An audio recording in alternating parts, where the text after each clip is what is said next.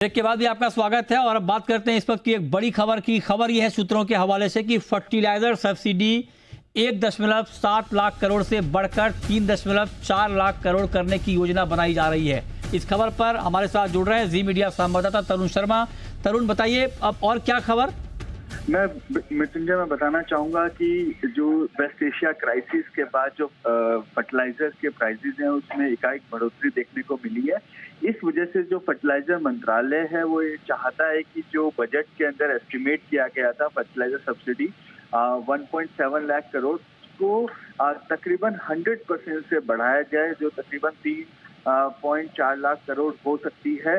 हालांकि अभी जो है इस पे वित्त मंत्रालय ने फैसला नहीं लिया है, लेकिन क्योंकि फर्टिलाइजर एक बिल्कुल किसानों से जुड़ा मामला है, सरकार हर बोरी पे तकरीबन 2700 रुपए की सब्सिडी इस समय दे रही है।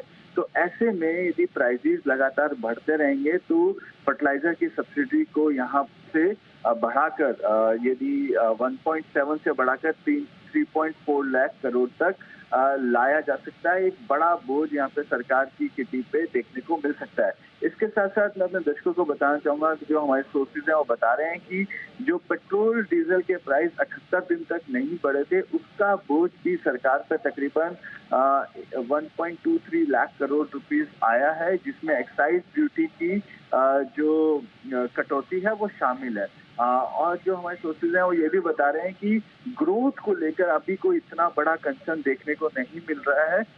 यहाँ तक कि जो मई के हाई फ्रिक्वेंसी इंडिकेटर्स हैं वो भी पॉजिटिव यहाँ पे दिख रहे हैं, लेकिन जो आने वाला समय है जिसमें एल नीनो भी एक बड़ा फैक्टर है, वेस्ट एशिया क्राइसिस भी लगातार अभी तक चल ही रहा है, सप्लाई चेन की जो कॉस्ट है वो बढ़ती जा रही है। लेकिन सरकार का जो ये कहें कि ग्रोथ एजेंडा है या रिफॉर्म एक्सप्रेस है वो लगातार चलती रहेगी। जिस तरीके से हमने पिछले हफ्ते देखा कि एफआईआईज के लिए डेट में यदि आप गवर्नमेंट सिक्योरिटीज में निवेश कर रहे हैं तो टैक्स में कटौती दी गई थी। तो इस तरीके की मेजर सरकार लेती रहेगी, जिससे एक तो कैपिटल इनफ्लो भी बढ़े और साथ ही जो एक्सटर्नल शॉक्स हैं उनसे निपटा जा सके। इसके साथ साथ मैं दर्शकों को ये बताना चाहूंगा कि जो गोल्ड की जो ड्यूटी बढ़ाने से जो 15% यहाँ पे सरकार ने करी थी 6% से, उसके बाद से गोल्ड इंपोर्ट में जरूर थोड़ी कमी आई है।